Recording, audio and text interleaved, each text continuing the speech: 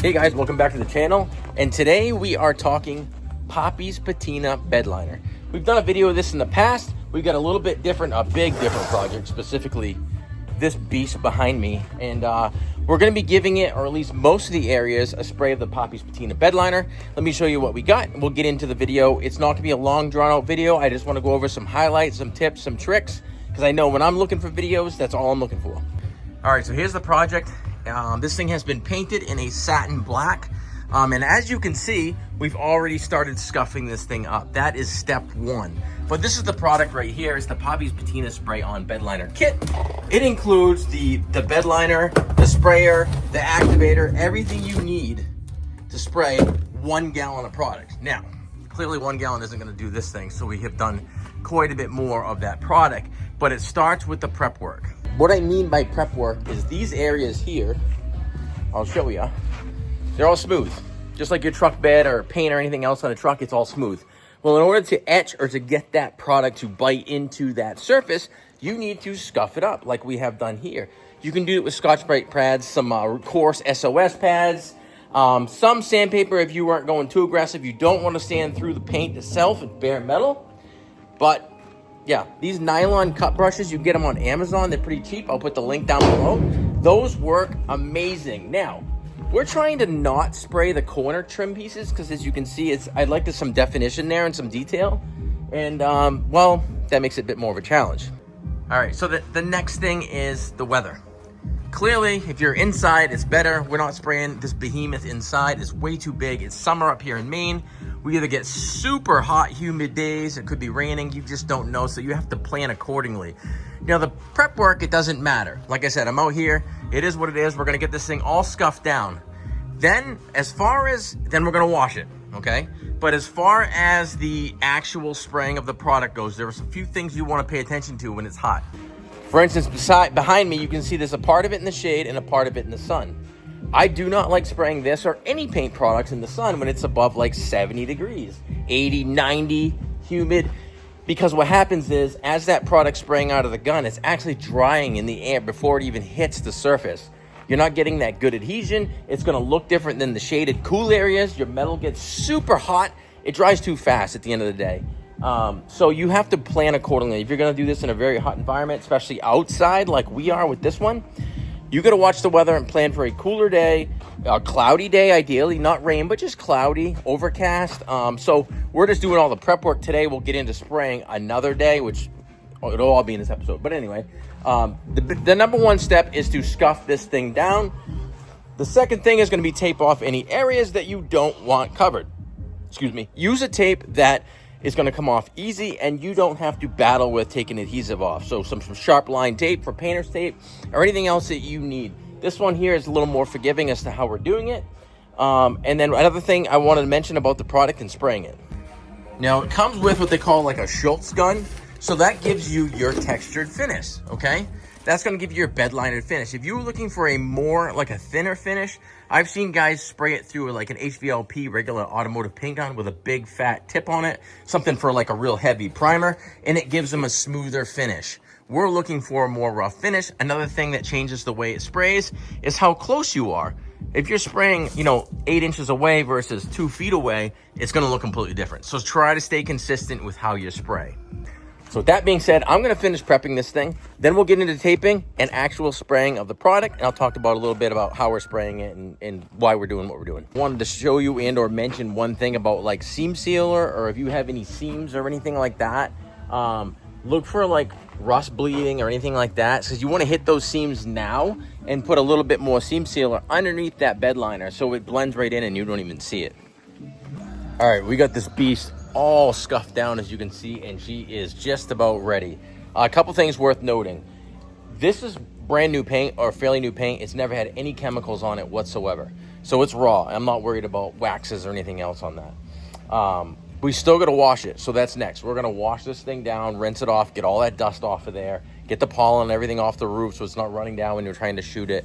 But anyway, on a regular truck bed or some other application on a vehicle that it might have had some wax or coating or questionable at all, right here, Poppy's Patina, grease and wax remover, stuff works fantastic. You simply just wipe it on with a clean side of your rag, turn the rag, same thing. You're gonna keep doing that until you've covered your entire surface, and then you are free of grease and wax. But make sure, depending on what you're using, use a lint-free rag. You don't want that stuck in it, especially if you got a patina vehicle. Let's wash it.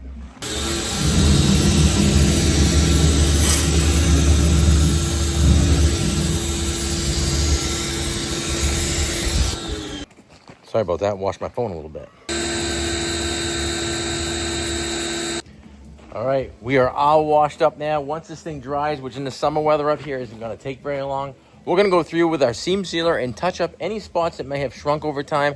It's been a few months since it's been painted and things have shrunk up a little bit. So we're gonna touch up with the seam sealer. Then we'd get into the taping, the areas that we don't want sprayed. This is not gonna be too bad as far as taping, although it looks like horrendous. It's really not gonna be that bad, I don't think. All right, guys, just like that, we got our switch and go hooked on and moved away from the building a good 10 feet or so, because I think the weather looks right to start spraying this in the morning. All right, of course, in typical weather forecast fashion, we're on the roof of this beast. It poured this afternoon, which is like the night before we have to paint this thing tomorrow morning. As you can see, it's pretty high. We got puddles up here. I'm not spraying the roof with Bedliner, but I got to get these things out of here so the water's not running down on the sides in the morning when we're trying to spray it. So I'll get back at it. All right, here we go. It's spray day, and we've got everything laid out here. The weather's perfect. It's not quite 70 degrees yet. At least it's gonna hit a high in the upper 70s. It's dry, it's not humid. This is the day to do it. Let's get going. We also got some painter's tape here, some paper. We're basically just gonna wrap the legs off and then trim around every door. We're gonna leave that like a clean, just a satin finish and Bedliner in between because, well, we wanted more of a challenge. So I'll go ahead and get the regulators slapped on. I'm gonna start laying some tape on this thing. I'll catch back up to you when we get ready to spray. All right, here we go. We got a regulator on. I dialed it at about 60. Again, you can adjust this nozzle to widen or shrink and tighten up that spray pattern. Let me go out and show you what we've done so far. Get everything a wipe down. We've got the legs taped off. I'm gonna start on this side here. And the reason being, I still gotta tape the trim off, but I got the door trim taped off and the legs and it wiped down. Probably already said that, and I'm sorry. Because this side's in the sun first. It's not hot out, but it's only gonna get warmer, so we wanna work the sun side first, so we'll probably work this side, wrap around to the front, and then we'll do the other side in the back, because they have shade much, much longer.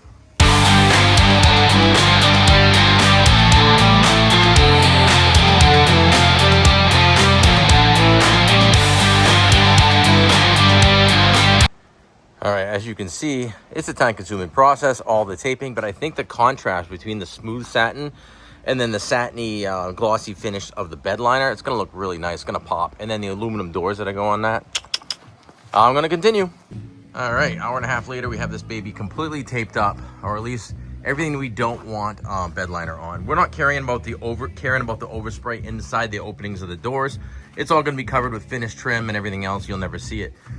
So yeah, complete walk around. We're gonna go ahead and wipe this thing down. You can wipe it with a tack rag to help get that dust off. We are in an outside environment, so that's nearly impossible. But for this application, it's not bad. Keep in mind, it's the same way if you're doing a truck bed itself. You scuff it down, same principles, grease and wax remover, all that good stuff. So the tip to this, and I guess we're gonna get ready to spray now, we're gonna mix them up, is keeping your distance, you know, a couple feet away, wherever you find you get the good texture you want, and maintaining that distance the entire way through the project, because that will make inconsistent texture as well as tones of the black. So here we go. We're gonna start with a base pressure of 60. You're gonna go ahead and take your Bedliner itself and you're gonna fill each quart only as you're using them. So you only fill this one, shake it for 2 minutes, put your gun on and use it. So don't get these all filled and ready to go. You just do one at a time. You don't want it to start hardening on it, because it does harden fairly fast. But anyway, you're gonna top off each can to the bottom of the threads with the catalyst, put the cover back on, shake it. You're gonna attach your Schultz gun. We're gonna go outside here. We're gonna spray our base coat, starting with the sun side, and we're looking for coverage. Again, 90 degree to the surface, and we're gonna be looking for even coverage.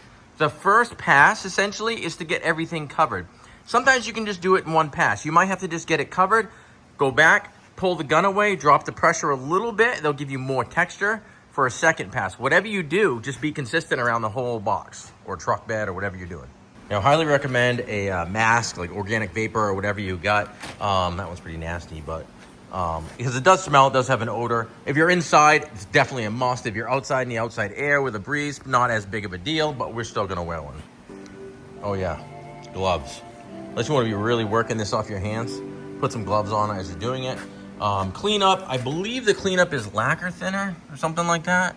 But honestly, we've got 3 guns, so we got 3 kits. We're not cleaning the gun. We might blow it out quickly in between shakes.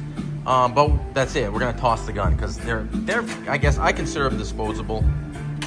All right, here we go. We put the catalyst in just to the bottom of the threads there, and then it's a shake it up for a good 2 minutes, and then shoot it. Again, you want to be consistent with how much you're putting in this too, because well, you don't want inconsistent results. All right, first things first. We're just gonna take the gun back to about here. We have our a couple feet away. Our fitting unscrewed about halfway. We just want to figure out a pattern where we like it. I'm going to back that off or back it in a little more. That's too much. Going to do the other way. There we go. I like that. And again, you got to be consistent with your distance. So we'll start here. We're going to go up.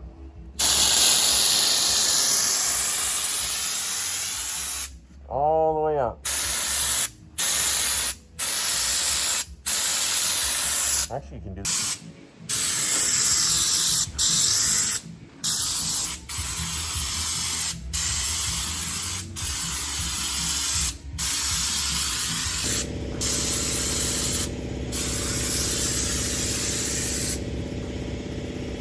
So this can actually went further than I thought, but as you can see, you see some different color tones, and that's going to change and even out as it dries. It's drying fast because it is in the sun, but I'm going to go shake up another can. We're going to continue this process on down the truck bed, this whatever this is, and check it out. Come along.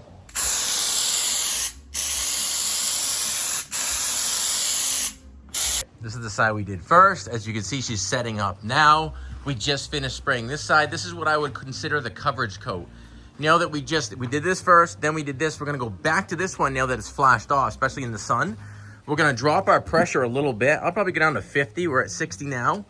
And then we're gonna back off at least another foot to get an even texture and then overspray this whole side. Then this side will be done. Then we'll overspray this whole side, and then the same thing applies for the other 2 sides. And as you can see the difference here, that's the first coat or coverage coat. That's after we backed off and dropped the pressure a little bit. It gives you a much more even look to it and more texture. Looking pretty darn good. What we'll do is we're gonna continue around. So second coat on this one, and then first and second on the front and sides. Then we'll get into peeling the tape. All right, there she is. She's all sprayed. We got 2 coats on her. Pretty nice and even, honestly. I can't wait to get that tape peeled. We're gonna let that sit like half an hour, then we're gonna peel that tape off because we just finished the front now. Whew, and just in time because it's getting warm. All right, time consuming, but probably one of the most satisfying parts is peeling the tape, as long as you had success with your tape, and seeing the results of that contrast. Oh yeah. So I'm gonna keep peeling tape, and I'll show you what this side looks like when I'm done. One thing worth mentioning is you could and probably should wear like a Tyvek suit because I have like a film on everything now, so I'm a little bit textured myself.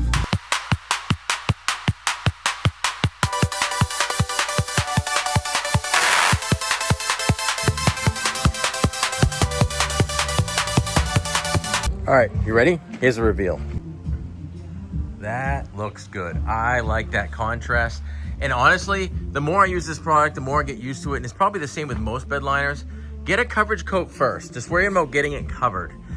The second coat, pull back, reduce your pressure a little bit, and get that even texture. And that's key. And I think we got it here. We got it pretty darn good. And we got a nice contrast between the satin black here and the bed liner here. I even left this door open here, nice and smooth, just for contrast. This looks sharp. Pretty happy with how it came out.